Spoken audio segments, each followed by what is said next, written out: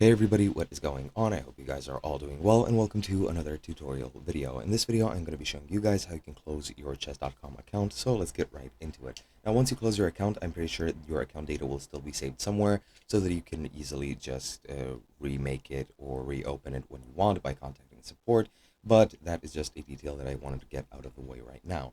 Now, I'm going to show you the exact method on how you can close your account, so let's get right into it. Firstly, you need to go into your account settings. You can do this by either going to your account through clicking on your username or going into profile, and then from there you need to click on set, or from there you'll need to go there and click on edit your profile, or you can just go to settings and click on all settings and then you'll get to your profile settings like that very easily. Now what you need to do, scroll all the way down until you see this button that says manage account, then click on that, and from here you can close your account. What you need to do first though is enter your email here to confirm your identity, then enter the CAPTCHA to make sure it is you.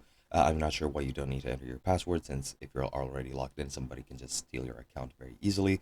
But you just need to enter that, click confirm your identity, and here you have the close my account button. You just need to click on that, follow these steps through, and then your account will be closed.